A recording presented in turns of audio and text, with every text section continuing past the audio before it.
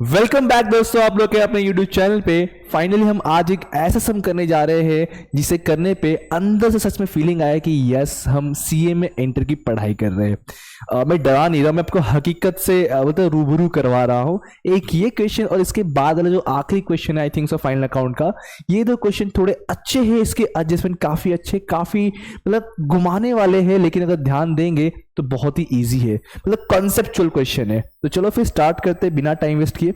आज मैं आपको सबसे पहले सारे टिक करवा दूंगा, मेरे को वीडियो पॉज करना है एंड सारे पोस्टिंग करके लेना है। उसके बाद जो एडजस्टमेंट के इफेक्ट्स है ना, खाली वो बताने वाला आज मैं एडजस्टमेंट के इफेक्ट्स और टैली पर्पस हुए। ठीक है, चलो स्टार्ट करते सर। क्वेश्चन नंबर अपना 11th वन देखो, from the following balance extracted from the books of mister S on December 31st। Most important thing ये है कि इस क्वेश्चन में जो अकाउंटिंग एंडिंग है इस बार 31 दिसंबर है, मतलब 1 जैन से 31 दिसंबर है, 1 अप्रैल से 31 मार्च वाला नहीं है।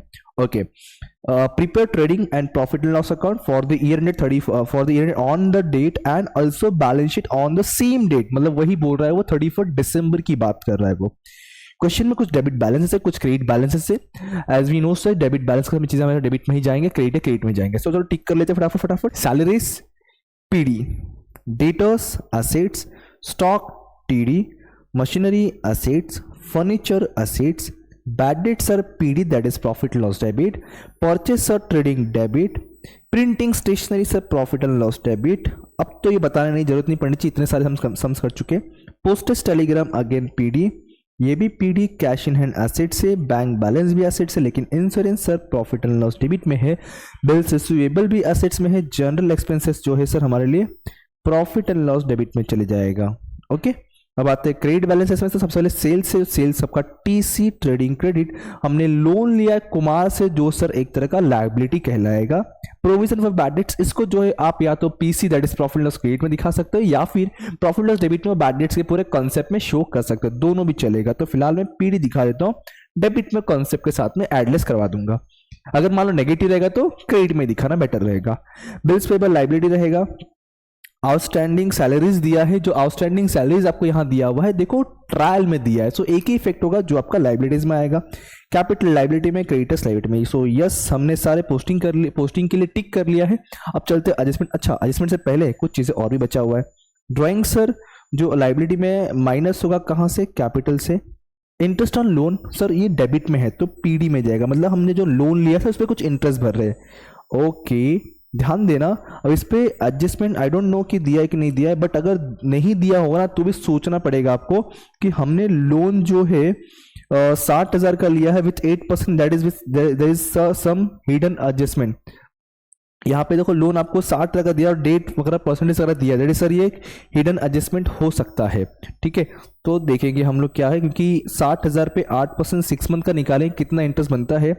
आई थिंक 60 पे तो 2400 समथिंग बनना चाहिए मेरे हिसाब से, और पेड कितना किया 2000, मतलब ये है कि 400 का अभी भी आउटस्टैंडिंग इंटरेस्ट बन सकता है।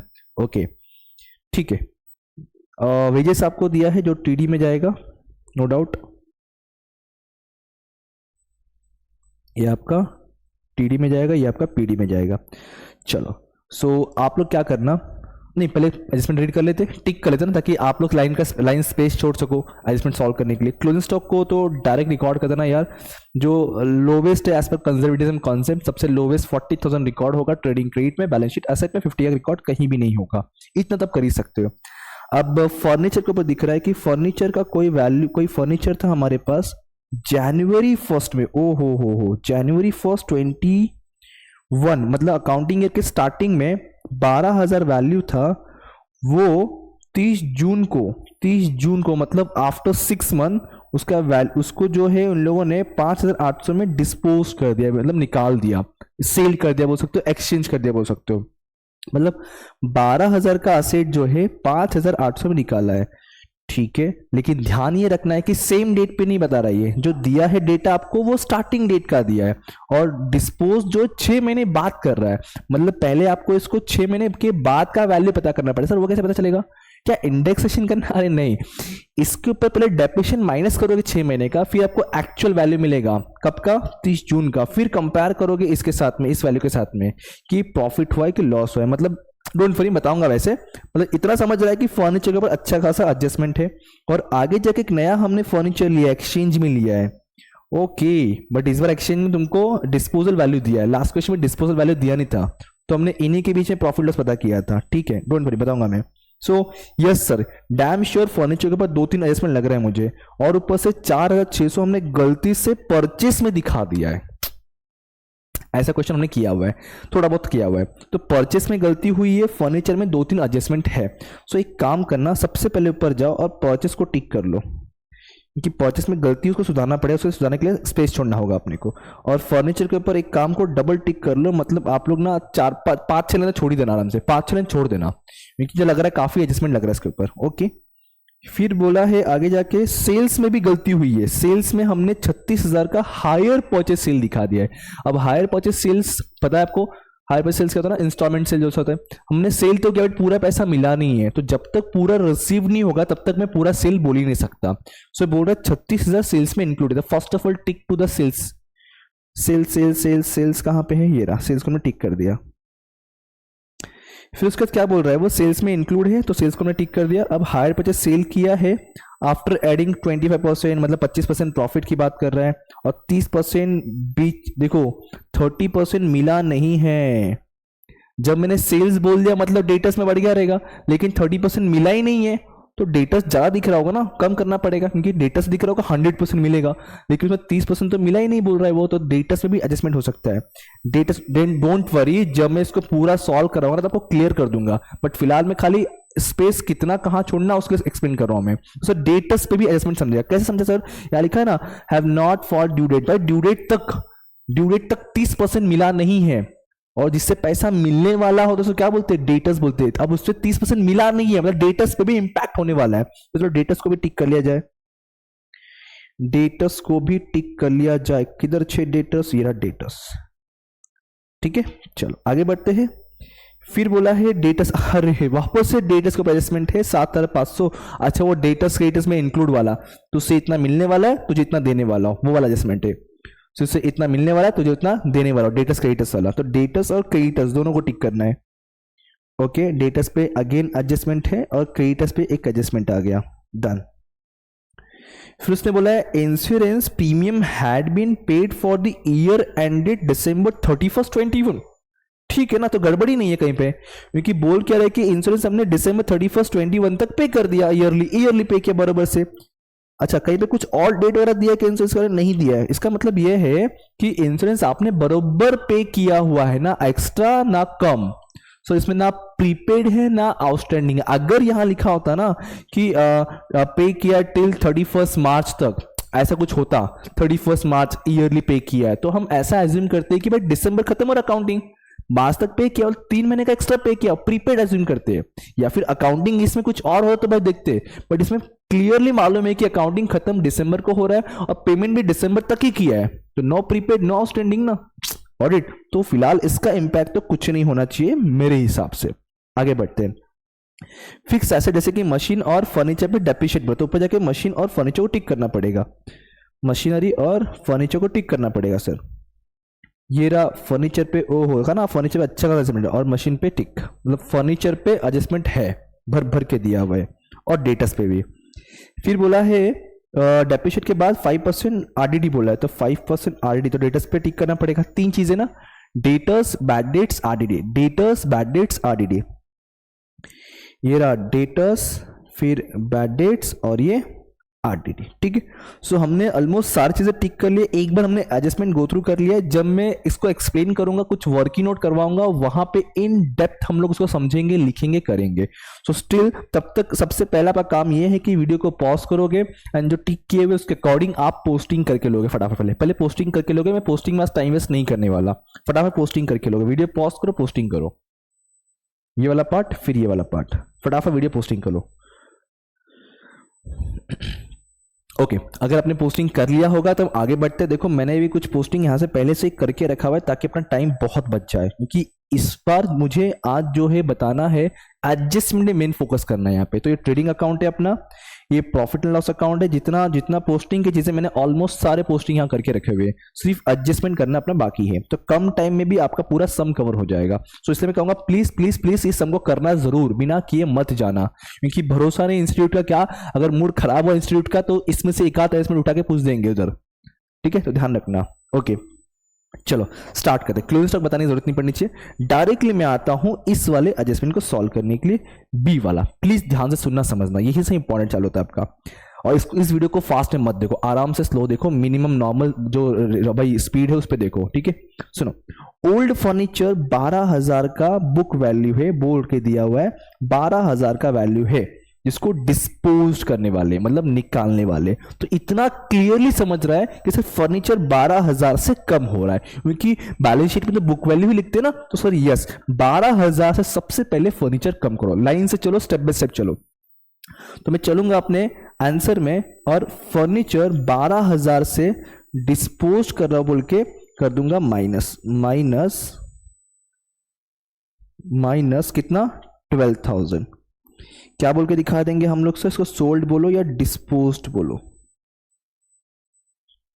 ठीक है। फर्स्ट थिंग हमने कर दिया, डिस्पोज कर दिया। चलो आगे बढ़ते हम लोग, डिस्पोज बोल दिया, आगे बढ़ते। अब उसने क्या बोला कि जो डिस्पोज करे ना वो 5,800 रुपए में कर रहे हैं, ऑडिट 5,800 में कर रहे हैं। आगे स्टेटमेंट तुमको दिया हुआ है कि कब कर रहे, जून 30 को, गॉट इट। तो मुझे अब जो जून 30 को हम डिस्पोज कर रहे हैं 12,000 का चीज 5,800 में कर रहे हैं, और ये सब दे करके एक नया फर्नीचर लेके आ रहे, और जो नया फर्नीचर ला रहे उसका वैल्यू कितना है 10,400। पूरा प्लीज स्टोरी समझो, आपको आप सामने आपके सामने आपका आंसर मिल जाएगा डायरेक्टली। मैं क्या बोल रहा हूं, 12,000 का कोई फर्नीचर है बुक वैल्यू जिसका, उसको मैं डिस्पोज कर रहा हूं 6 महीने बाद 5,800 में, और उसके एक्सचेंज में एक नया फर्नीचर लेके आ रहा हूं, इसका वैल्यू कितना है 10,400। तो फर्स्ट ऑफ ऑल तो मुझे ये डिसाइड करना पड़ेगा सर, जो 12,000 का फर्नीचर है इसको मैंने 5,800 में डिस्पोज कर दिया, इस फर्नीचर को डिस्पोज करने से मुझे प्रॉफिट हुआ या लॉस हुआ। तो चलो मैं इसके लिए क्या करता हूं, आप लोग इसलिए वर्किंग नोट बना देता हूं। मैं इसके लिए क्या करता हूं, एक वर्किंग नोट बनाता हूं। मैं यहां पे वर्किंग नोट बनाता हूं, वर्किंग नोट नंबर 1। ये मैं निकाल के आ रहा हूं, प्रॉफिट हुआ है या लॉस हुआ है ऑन, इसको बोल सकता हूं मैं डिस्पोजल या फिर ट्रांसफर ऑफ फर्नीचर। देखते, सुनो ध्यान से, ध्यान सुनना। सबसे पहले आपको जो है ना क्वेश्चन में बुक वैल्यू दिया हुआ है, वो भी कब सर 1 जनवरी का दिया है, जब अकाउंटिंग स्टार्टिंग हुआ ना उसी टाइम पे हमारे पास 12,000 का असेट था। ओके अब इसको इन्होंने डिस्पोज कब किया है सर, आफ्टर दी 6 मंथ ना, तो पहले 6 मंथ का डेप्रिशिएट माइनस करना पड़ेगा, तब तो एक्यूरेट मिलेगा ना अपने बुक वैल्यू। तो सर इसमें से मैं डेप्रिशिएट माइनस करूंगा, डेप्रिशिएट, और क्वेश्चन में डेप्रिशिएट का रेट दिया है फर्नीचर का, चेक करो आपको दिया है, ये रहा फर्नीचर का 10% डेप्रिशिएट दिया है सर।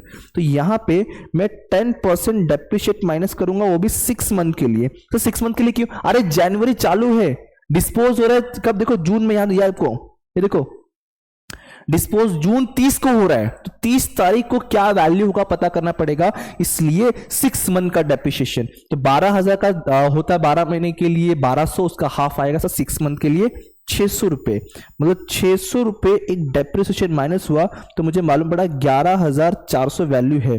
11,400 वैल्यू कब रहेगा ये सर, ये रहेगा जून 30 तारीख को, मतलब जून 30 को सर 11,400 का वैल्यू है अपने पास। ओके अब इसको डिस्पोज कितने में किया है, ये आपका वैल्यू हो गया, माइनस जो डिस्पोज किया हुआ है वो कितने में किया है 5,800 में किया है सर, 5,800 में। प्लीज ध्यान देना सर 12,000 का फर्नीचर था, चलो डेप्रिशिएट भी चार्ज कर दिए, तो मालूम पड़ा कि जिस दिन डिस्पोज किया जा रहा है उस दिन उस फर्नीचर का वैल्यू था 11,400, बट मिला सिर्फ 5,800, तो बताओ प्रॉफिट हुआ कि डेफिनेटली लॉस हुआ सर, डेफिनेटली लॉस। कितने का loss, 11,400 minus 5,800 is equal to 5,600 का लॉस हो रहा है। कितने का लॉस हो रहा है सर, 5,600 का लॉस हो रहा है। समझा क्या बोल रहा हूं मैं, 5,600 का लॉस हो रहा है। ये मैं करूं बोल के मेरे दिमाग में कैसे और कब आया, प्लीज ध्यान दो, क्योंकि यहां तो मैं एक्सप्लेन कर दे रहा हूं, आपको रट्टा नहीं मारना है। क्वेश्चन में आपको कौन सा स्टेप कब लेना है आपको ये समझना जरूरी है। तो यहां पे देखो, जब मुझे मालूम पड़ा कि 12,000 का था और ये कब था, डेट दिया हुआ है कि जनवरी 1 में, फिर बोल रहा है कि डिस्पोज तो करा हुआ, डिस्पोज भी जनवरी 1 में नहीं कर रहा है, डिस्पोज कब कर रहा है, 30 जून में। Got it. तो दोनों का डेट अलग है, तो पहले तो सिमिलर डेट पे आना पड़ेगा ना। तो इससे मैंने क्या किया, इसको कन्वर्ट किया इस 30 जून के वैल्यू में, फिर कंपेयर किया। Got it. ठीक है, तो अब इसका रिकॉर्ड सर कैसे क्या करेंगे, सुनो। लॉस हो गया, लॉस कहां रिकॉर्ड करते हैं sir, profit and loss debit में। तो प्रॉफिट लॉस डेबिट में आऊंगा, लिखूंगा लॉस ऑन डिस्पोजल या loss on transfer of furniture 5,600 का, 1 by 1। घाई नहीं करना, आराम समझो, समझेगा आप लोग को। और नहीं समझाना वापस से प्लीज पीछे जाना और इस वीडियो को जो एडजस्टमेंट एक्सप्लेन किया ना उसको वापस सुनना, समझ जाएगा। 2 लिख सकता हूं मैं, लॉस ऑन एक्सचेंज या डिस्पोजल आप लिख सकते हो ऑफ फर्नीचर।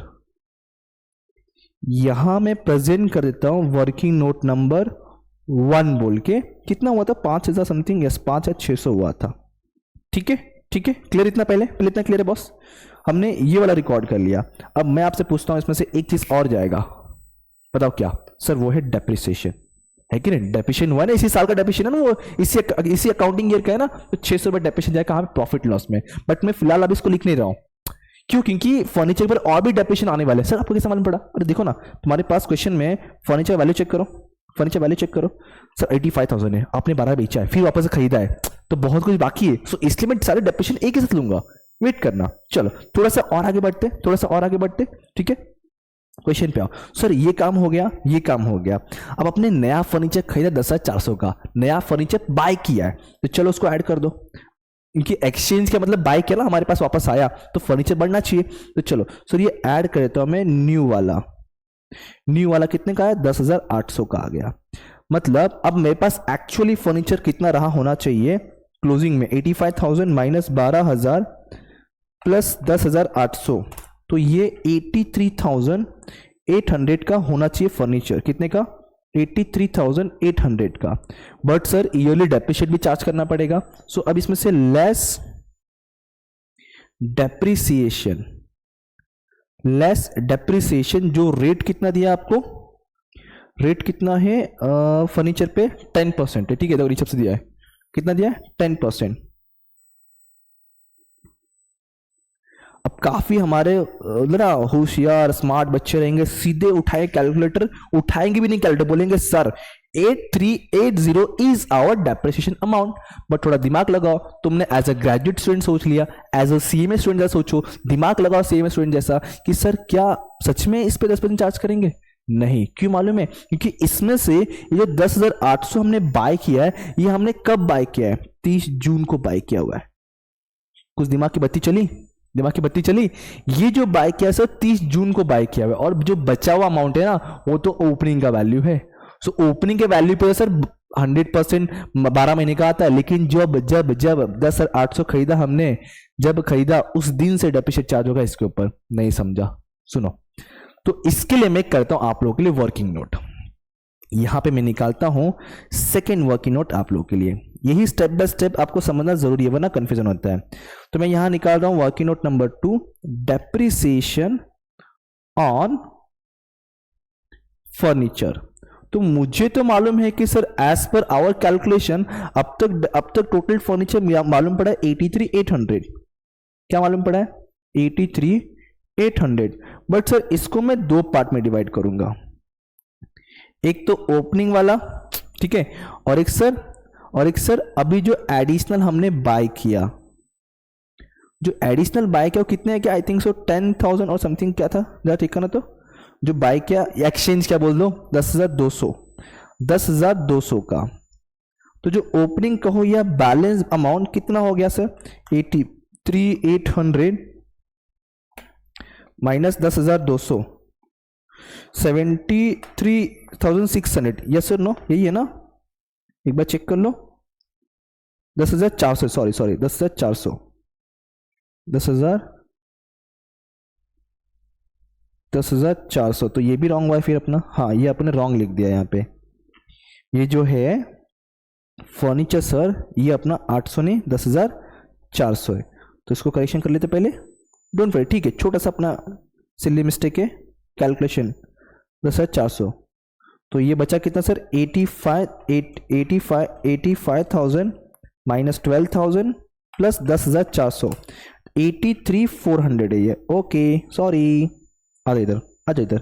सो 83,400 में से सर 83,400 में से हम क्या करेंगे, पूरा चार्ज नहीं होने वाला है, डिवाइड करेंगे, तो 83,400 में से एडिशनल जो 10,400 हमने बाय किया है, ये तो हमने 30 जून को किया है, तो हम लोग जो डेप्रिसिएशन चार्ज करेंगे इसका 30 जून से लेके 31 दिसंबर तक, ओके।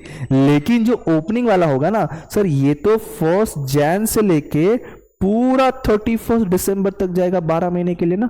तो सुनो अभी, तो 83,400 में से अगर 10,400 गया तो बचा कितना सर, बट ऑब्वियसली 73,000, ओके। तो 73,000 पे क्वेश्चन पे बोल के दिया 10%, तो और ये सेम थिंग सर 10,400 पे भी 10% आएगा, बट फॉर दी 6 मंथ, क्योंकि सर ये जो एडिशनल 10,400 का हमने फर्नीचर लिया वो स्टार्टिंग से नहीं, बीच में लिया, मिड में एक्सचेंज जो किया हुआ है, तो अब इस पे चार्ज कर लो, तो ये आएगा सर 7,300, यस सर नो, और ये 10,400 मल्टीप्लाई 10% मल्टीप्लाई 6/2, कितना रही है 10,400 मल्टीप्लाई 10% मल्टीप्लाई 6/12, 520 रुपीज, 520, मतलब ये कितना हो गया सर टोटल डेप्रिसिएशन, प्लस कर लो तो प्लस 7,300, 7,820 जो आपका एक्चुअल डेप्रिशिएट हुआ फॉर दिस अकाउंटिंग ईयर, 7,820, तो यहां पर आकर के मैं लिखूंगा 7,820। अभी पता है काफी बच्चे वहां चिल्ला रहे होंगे, सर आप एक गलती और कर रहे हो, आप एक गलती और कर रहे हो, इसमें एक और डेप्रिसिएशन था सर, ये आपने लिया ही नहीं, वेट करो, ये जो एडजस्टमेंट है ना, ये आपका ऑटोमेटिकली इस अमाउंट के अंदर एडजस्ट हो चुका है, एडजस्ट हो चुका है, जो मैं क्लोजिंग डेप्रिशिएट निकाल रहा हूं अभी, वेट करो। तो पहले इसमें से माइनस कर लिया जाए, तो 83,400 में से सर माइनस 7,820 करेंगे, तो मेरे पास बचा कितना 75,580। फर्स्ट ऑफ ऑल 83,400 था, उसको डिवाइड किया ओपनिंग और एडिशन पे, तो एडिशन पे निकाला 6 मंथ के लिए, ओपनिंग में तो 12 महीने के लिए, और मिल गया अपने को 7,820 और अमाउंट बाहर आ गया। अब इस डेप्रिशिएट का सेकंड इफेक्ट कहां आएगा, प्रॉफिट एंड लॉस डेबिट में आएगा सर, तो चलो चलते प्रॉफिट एंड लॉस डेबिट में, और यहां आकर लिख देंगे हम लोग, यहां आकर लिख देंगे टू डेप्रिसिएशन ऑन फर्नीचर, जो हमने पता किया है, मिला था अपने को कितना 7,820, और जो 12,000 का स्टार्टिंग का हमने चार्ज किया ना 6 महीने के लिए, वो वाला डेप्रिसिएशन भी ले लेते हैं वर्किंग नोट से, जो मैंने कहा ना बाद में साथ में करवा दूंगा, ये वाला कितना अमाउंट है सर 600 रुपए, तो ये भी इसके साथ में कंसिडर कर लेते सर, तो 600 रुपए का ये भी डेप्रिशिएट इसमें आ जाएगा। अब जरा पूरा डेप्रिशिएट प्लस कर दो, फर्नीचर कितना आता है, तो 7,820 प्लस 600 रुपए, तो सर ये टोटल बनता है 8,420, कितना आ गया 8,420। अब लगे हाथ एक और डेप्रिसिएशन है वो भी कर लेते ना, जो मशीन के ऊपर 15% की, मशीन का कुछ तो एडजस्टमेंट नहीं है अप डाउन, तो नॉर्मल डायरेक्ट चार्ज करना है, तो मशीन के ऊपर चलते डेप्रिशिएट चार्ज करके यहीं आके लिख देंगे, तो साथ में सारे डेप्रिसिएशन आ जाएंगे अपना, तो मशीनरी पे चार्ज करना है। अच्छा हाँ, आप चाहो तो यहाँ रिफर दे सकते हो वर्किंग नोट नंबर 2 बोल के, ठीक है। चलो अब आगे बढ़ते, मशीन को भी सॉल्व कर लेते हैं, मशीन का डेप्रिसिएशन, तो किधर क्या मशीनरी, ये रहा मशीनरी, करूंगा माइनस डेप्रिसिएशन, और मशीनरी का आई थिंक सो 15% दिया हुआ है, यस और नो, चेक कर लीजिए, हाँ सर, तो मशीन का अमाउंट है 2 लाख, तो 30,000 सिंपल सा, ये आया कितना सर 30,000, इसका डेप्रिशिएट बन गया अपना, और 2 लाख में से जब मैं 30,000 माइनस कर दूंगा तो बच जाएगा सर 1,70,000, क्या बन गया 1,70,000, और 30 का सेकेंड इफेक्ट आ जाएगा अपना ये प्रॉफिट लॉस के डेबिट में। और टोटल डेप्रिशिएट आ गया 38,420। सो यस, हमने अभी तक दो मोस्ट इंपॉर्टेंट वर्किंग नोट किए। सबसे पहला जो किया हमने पता किया जो डिस्पोज हो रहा था उसमें प्रॉफिट हो रहा है कि लॉस हो रहा है। फिर हमने पता किया कि फर्नीचर पे डेप्रिशिएट कैसे पता करना है अपने को। ठीक है, ये वाला डेप्रिशिएट जो है आपका प्रॉफिट लॉस डेबिट में आ गया और बैलेंस शीट असेट में आ गया, और ये वाला जो तुम्हारा आ चुका है ऑटोमेटिकली असेट में और डायरेक्ट सेकंड फिर चलेगा तुम्हारा प्रॉफिट लॉस के डेबिट में। डन। तो हमने कहीं ना कहीं सर ये वाला पूरा निपटा दिया है। हाँ, ये निपट गया है और ये भी निपट गया है।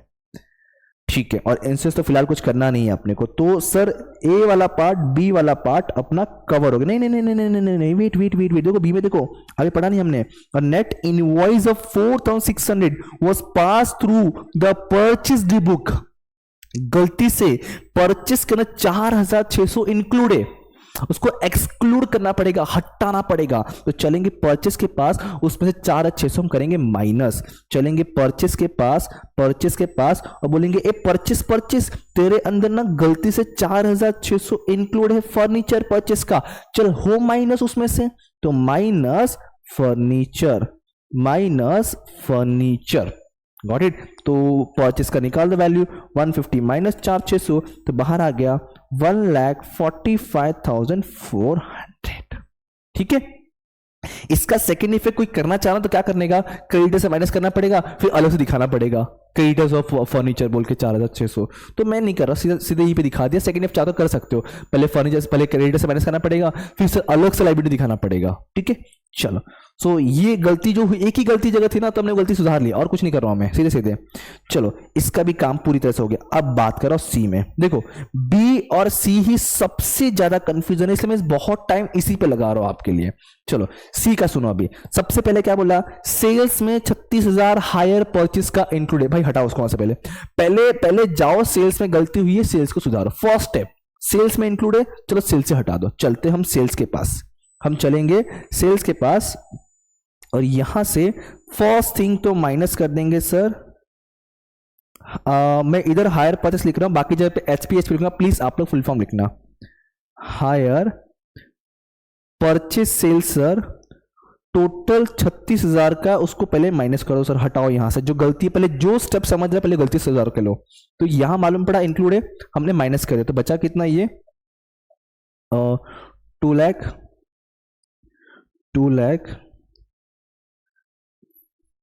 कितना बचेगा, माइनस कर लेते हैं ना। 2,43,000 माइनस 36,000 इज इक्वल टू 2,07,000। ठीक है, चलो पहले जो गलती, एक सिंगल गलती सुधार लिया। अब सुनो ध्यान से, प्लीज सुनना, ये भी इंपॉर्टेंट है आपके लिए। अब बोला hire purchase sale price was determined after adding 25%। बोल रहा है ये जो भी हायर प्राइस होगा ना भाई, 25% तुम्हारा प्रॉफिट मार्जिन रहेगा, बोल के दिया है।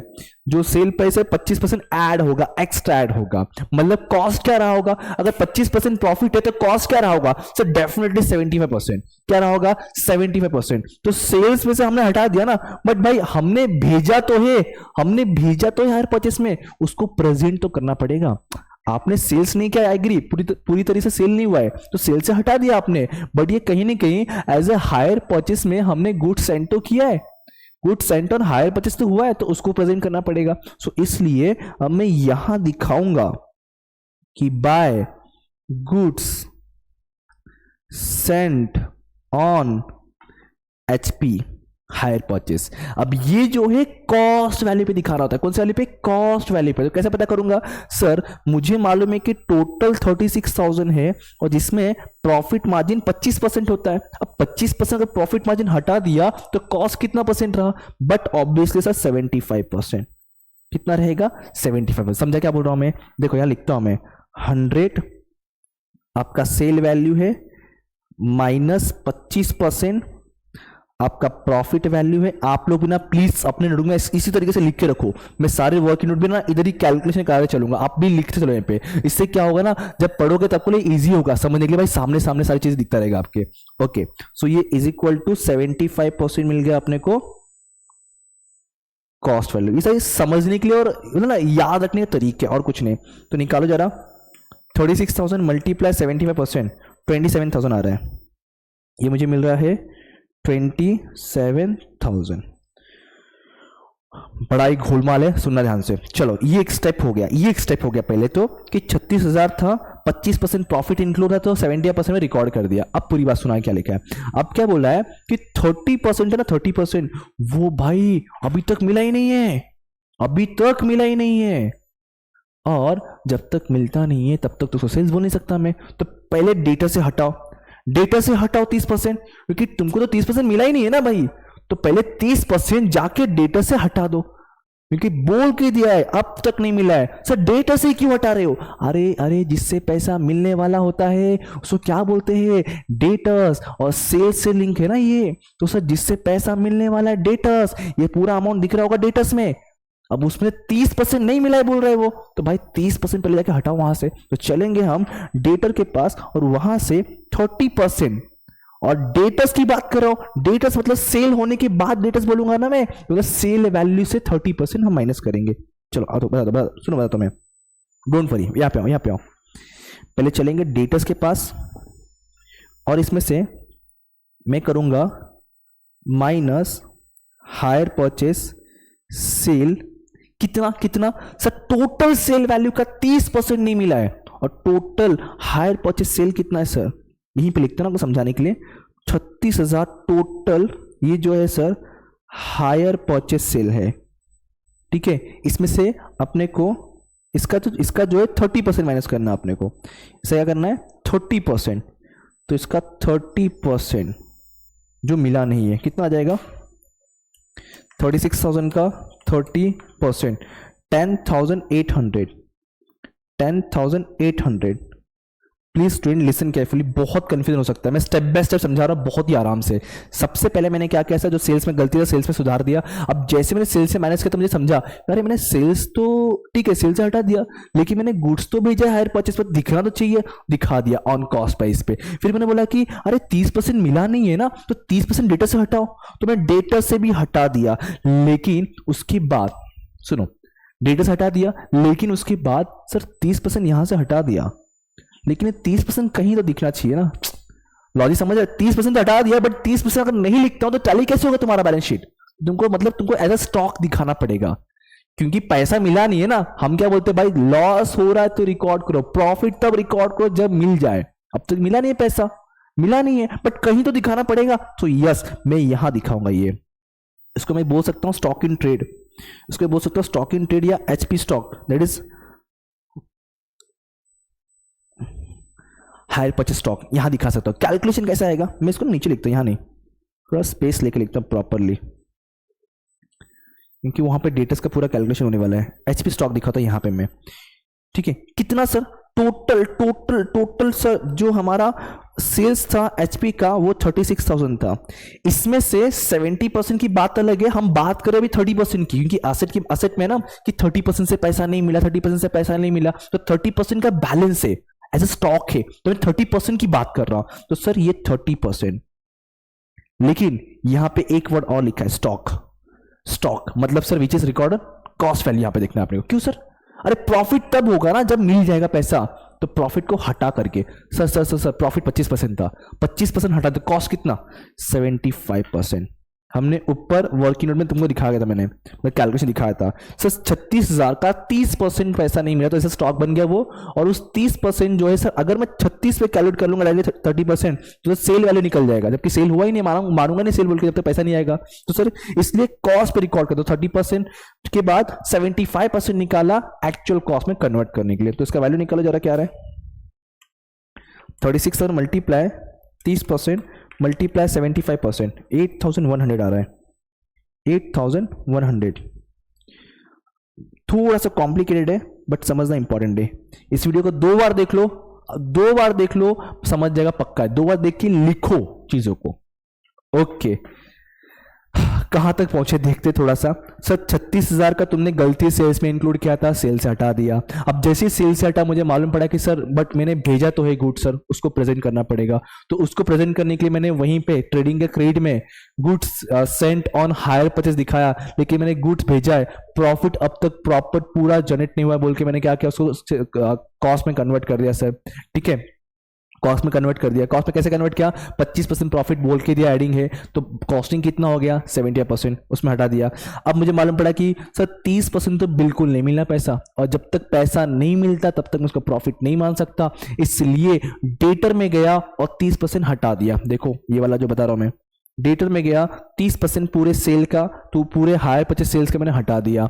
लेकिन सर जब इसको हटा तो कहीं तो दिखाना पड़ेगा, जैसे ऊपर सेल्स का दिया मैंने, तो 36,000 मुझे मिलने वाला है लेकिन मिला नहीं है, तो उसको प्रॉफिट मान नहीं सकता, तो उसको एज अ स्टॉक ट्रीट करना पड़ेगा। तो स्टॉक के लिए जिसमें प्रॉफिट इंक्लूड नहीं करना है, इसलिए 36 का 30% स्टॉक में कन्वर्ट होगा, लेकिन प्रॉफिट इंक्लूड नहीं करना है, इसलिए 70% लिखा। आप चाहो तो -25% भी लिख सकते हो, वही आंसर आने वाला है।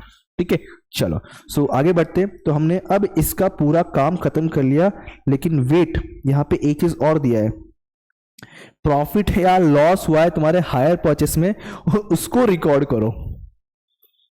अब बच्चे बोलेंगे नहीं ये सब मुझे करना ही नहीं, लेकिन करना पड़ेगा बॉस, करना तो पड़ेगा, क्या पता इंस्टीट्यूट तुमको दे दे समय, कुछ भरोसा नहीं। सुनो, हमने ये किया, हमने ये सब दिखा दिया। अब बोल रहा है जो भी तुम्हारे हायर परचेस सेल में प्रॉफिट हुआ है कि लॉस हुआ है, तुम इसको दिखाओ प्रॉफिट एंड लॉस अकाउंट में। सो इसके लिए मैं आपको वर्किंग नोट बना के दिखाता हूँ, चारों डायरेक्ट करा सकता हूँ, बट चलो वर्किंग नोट करके दिखा दो तुमको, डेफिनेटली प्रॉफिट ही होना चाहिए। देखो वर्किंग नोट करता हूँ मैं इसके लिए, मैंने कहा ना इस सब में टाइम जाएगा, बट फील होगा कि यस हम इंटरमीडिएट में है, टीवाईबी कॉमन नहीं है। सो वर्किंग नोट नंबर 3 करता हूं, प्रॉफिट है कि लॉस है ने हायर परचेस सेल में, मुझे वो पता करना है। ठीक है, ध्यान देना। सुनो, टोटल सेल कितना है सर 36,000, टोटल सेल कितना है सर 36, ये अपना एचपी सेल्स है। ठीक है, ये अपना क्या है सर एचपी सेल्स है, लेकिन क्या ये पूरे सेल्स का पैसा मिला है क्या, नहीं सर। सर जितना पैसा मिला सिर्फ उसी का प्रॉफिट कैलकुलेट सकते, उसी को सेल्स ट्रीट कर सकते। तो मुझे मालूम है कि सर 70%, कितना 70% सेल हुआ, 30 का पैसा मिला नहीं है, क्वेश्चन में दिया है, तो सिर्फ 70 पे कैलकुलेशन हो रहा है अपना। तो 36,000 पे 36,000 का आपका 70% निकलेगा 25,200। ठीक है, कितना 25,200। अभी तो 25,200 है, ये टोटल एक्चुअल सेल वैल्यू है जिसके अंदर प्रॉफिट भी इंक्लूड है, और मुझे क्या पता करना है, प्रॉफिट ही पता करना है। तो मैं क्या करूंगा अभी, directly profit is equal to sir 25,200 है, जिसमें प्रॉफिट इंक्लूड कितना परसेंट है 25% है, तो मल्टीप्लाई 25% कर दूंगा, मल्टीप्लाई 25%। सो यस सर 6,300 का प्रॉफिट हो रहा है। सर प्लीज रिपीट कर दो ना एक बार, सुनो, टोटल सेल सर 36,000 है हमारा एचपी वाला, जिसमें से सिर्फ 70% कैलकुलेशन हो, क्योंकि 30 का तो मिला ही नहीं है, जब तक मिलेगा तो प्रॉफिट ट्रीट नहीं कर सकता, लॉस होगा तो ट्रीट करेंगे बट प्रॉफिट ट्रीट नहीं करेंगे। इसलिए सर 70% के अकॉर्डिंग 25,200 सेल्स अमाउंट है, तो उसके ऊपर प्रॉफिट कितना परसेंट है 25% है, तो 25% के अकॉर्डिंग 6,300 तुम्हारा प्रॉफिट है, which is record on the credit side of profit and loss account. तो चलेंगे profit and loss credit side में, अपने profit and loss credit side चलेंगे हम लोग, आजा आजा profit and loss credit side, और यहां आके दिखा दूंगा वही वर्किंग नोट में वहां ना करके यहां भी करो तो भी चल जाता। सो यहां मैं दिखा दूंगा by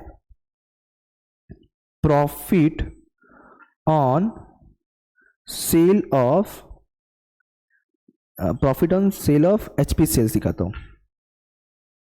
profit on HP sales यहां दिखा दूंगा वर्किंग नोट नंबर 3, कितना आएगा 6,300। क्लियर है बॉस, क्लियर है, ओके चलो आगे बढ़े। सो अकॉर्डिंग दिस क्वेश्चन, अब क्या बोल रहा है आगे, जरा चेक करो क्वेश्चन किधर गया। हाँ, सो हमने सर अब ये पार्ट सच में पूरा खत्म कर दिया, आप भरोसा कर लो, अब ये सी वाला पार्ट खत्म हुआ। कहाँ कहाँ इसका इफेक्ट है एक बार रिवाइज कर ले। सर एक आया ट्रेडिंग क्रेडिट में 2 जगह, सेल्स में और अलग से दिखाना पड़ा, फिर सर असेट में गए डेटा से माइनस किया और अलग से स्टॉक दिखाना पड़ा, फिर सर प्रॉफिट दिखाना है इसलिए प्रॉफिट लॉस से क्रेडिट में गए, इस तरह से 5 जगह रिकॉर्ड किया हुआ हमने। ओके, अब बोला है भाई डेटस के अंदर 7,500, क्वेश्चन था त्रिवेदी समथिंग था क्वेश्चन, त्रिवेदी बोल के, I think so question number 9 में था वो। तो क्वेश्चन क्या बोल रहा है अभी सुनो, वैसे क्वेश्चन है कि डेटस में 7,500 इंक्लूड है मिस्टर एम, मतलब कोई मिस्टर एम है जिससे 7,500 आने वाला है और हम उसको 6,000 पे कर रहे हैं। लिसन केयरफुली, इधर उल्टा है त्रिवेदी का, ये क्या बोला है सर 7,500 आने वाला है, 6,000 उसको पे करने वाले हैं, तो उसको मैं क्या बोलता हूं, सुन मैं तुझे 6,000 पे नहीं करूंगा, जो तुझसे आने वाला है ना उसमें से माइनस कर दूंगा, सिंपल सा सर। 7,500 आने वाला है, 6,000 जाने वाला है। तो जितना जाने वाला कितना है सर? 7,500, लेकिन आने वाला भी कम है ना। तो क्या करूंगा, सुन तू मुझे शेयर मत दे, हिसाब कितना सेटलमेंट कर दे। तो सीधे जो लोवेस्ट अमाउंट है दैट इज 6,000 को डेटर और क्रेडिटर दोनों में से माइनस कर देंगे।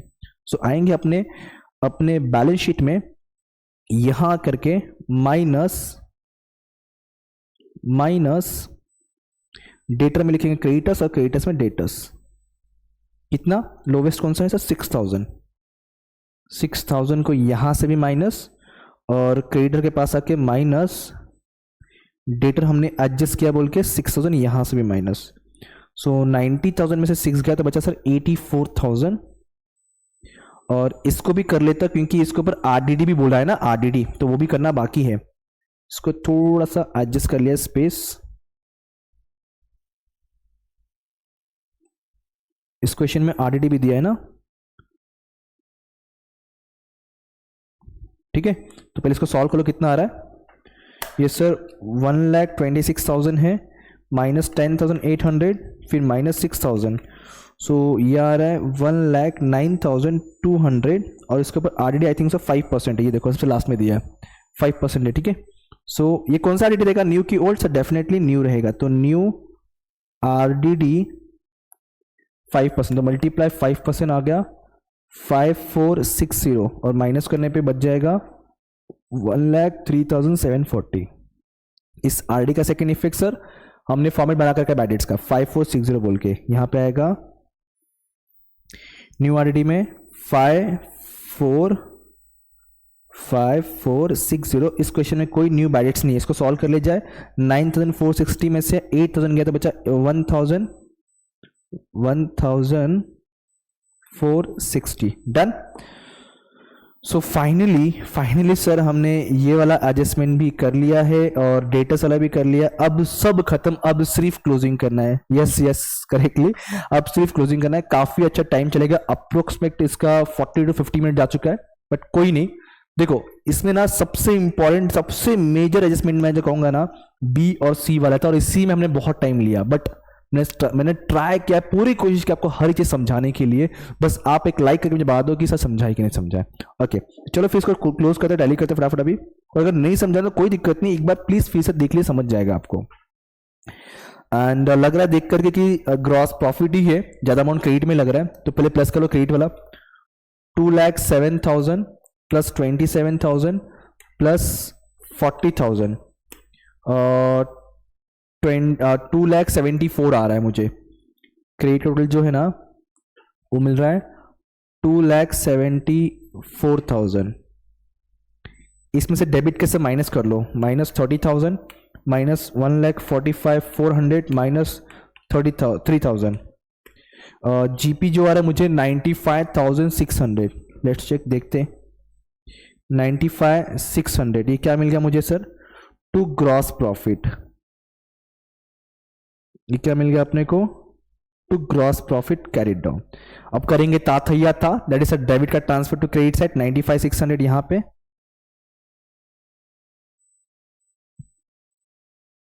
यहां पे आएगा 95,600 क्या बोल के, बाय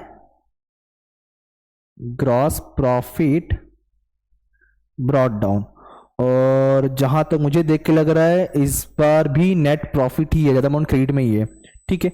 95,600 प्लस 6,300 तो ये कुछ 1,01,900 आ रहा है मुझे। ये टोटल जो अमाउंट आ रहा है 1,01,900 इसमें से इस प्रॉफिट लॉस के डेबिट का सब माइनस करो। ए वेट माइनस करने से पहले ना मुझे एक चीज दिख रहा है ब्लैंक, ये इंटरेस्ट वाला पार्ट दिख रहा है ब्लैंक। अच्छा हिडन एडजस्टमेंट था ये, देखो इसलिए कहता ना इनर कलर के स्पेस छोड़ने तो समझ जाएगा। तो हिडन था, हिडन में क्या था देख ले एक बार। सर हमने बैंक से लोन लिया है 60,000 का, 8% इंटरेस्ट है और इसके अकॉर्डिंग 6 महीना होगा। सो सर हमें मालूम है कि 60,000 पे अगर मैं कैलकुलेट करता हूं 60,000 पे 8% और 6 महीने का 6/12 तो 2,400 टोटल इंटरेस्ट बनता है पूरे साल भर का। और इसमें इंटरेस्ट हमने पे तो किया है बट कितना पे किया है, ओनली 2000, ध्यान देना प्लीज, ध्यान देना, टोटल 2400 पे होना चाहिए, ठीक है, बट हमने पे कितना किया है 2000, मतलब 400 का अपना आउटस्टैंडिंग है, 400 क्या है आउटस्टैंडिंग। कैसे निकाला, तो मैं यहाँ पे इन डिटेल लिख के देता हूं आपको। टोटल लोन अमाउंट कितना है 60,000, तो यहाँ पे मैं लिख के देता हूं आपको, समझेगा बाद में। 60,000 पे हमने क्या किया, 8% कैलकुलेट किया, बट फॉर दी 6 मंथ, क्योंकि सिर्फ 6 मंथ ही था, सो इससे मालूम पड़ा कि 2400 होता है। अब हमने 2400 में से 2000 पे कर दिया है, इसलिए आउटस्टैंडिंग कितना आ गया 400 का। Is that clear? इस आउटस्टैंडिंग का सेकंड इफेक्ट कहां पे आएगा, तो सर बट ऑब्वियसली लाइबिलिटी में आएगा, और इधर आके हम 400 रुपए ऐड कर देंगे प्लस आउटस्टैंडिंग इंटरेस्ट बोल के, अमाउंट हो गया 60,400। अब प्रॉफिट लॉस निकाल लो।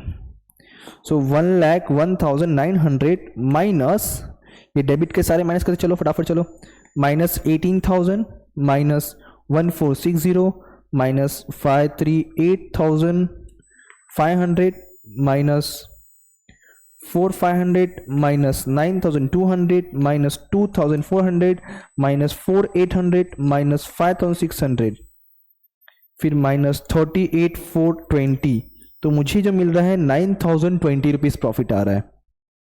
कितना आ रहा है 9,020 रुपीज का। ओके चलो, ये क्या आ गया नेट प्रॉफिट। जरा मुझे बताएगा नेट प्रॉफिट ऐड होगा कि लेस होगा कैपिटल में। सर नेट प्रॉफिट होगा तो प्लस होता है, और अगर नेट लॉस होता तो लेस होता। तो नेट प्रॉफिट 9,020 यहां पे आके ऐड कर देंगे। इसमें ड्राइंग्स वगैरह भी कुछ था ना सा ऐसे, 9,020 रुपीज एड नेट प्रॉफिट। एक बार वेरीफाई करो तो कहीं पे कोई ड्राइंग्स वगैरह था कि नहीं था इसमें। ये रहा 10,000 का ड्राइंग्स था, सो 10,000 भी ड्राइंग्स भी माइनस करना अपने को।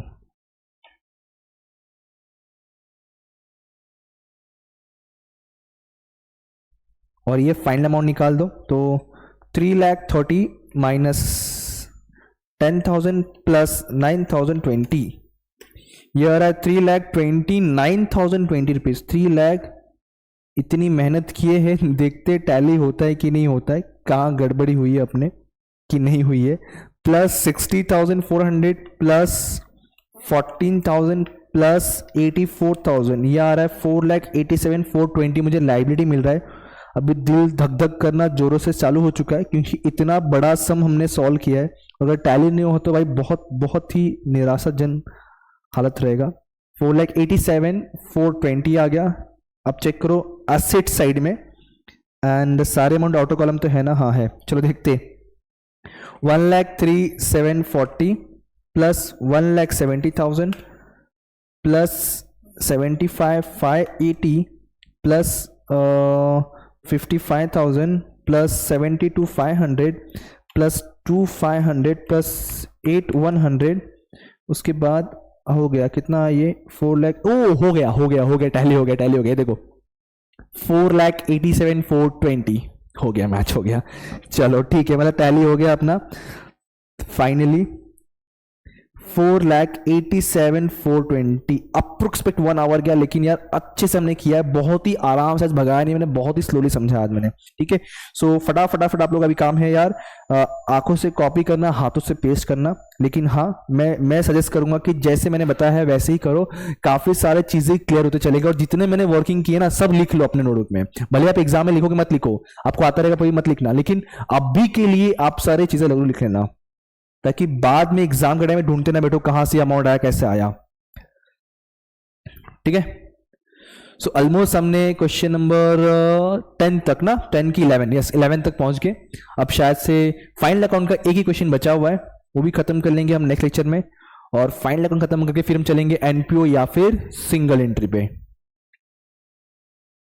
वर्किंग नोट भाई, वर्किंग नोट मोस्ट इंपॉर्टेंट, लिखना जरूरी है, ठीक है। सो फ्रेंड्स खत्म हुआ आज का लेक्चर, अब मिलेंगे अगले वीडियो में, तब तक पढ़ते रहिए, पांडे सर को याद करते रहिए। Thank you so much, bye bye, जय हिंद दोस्तों।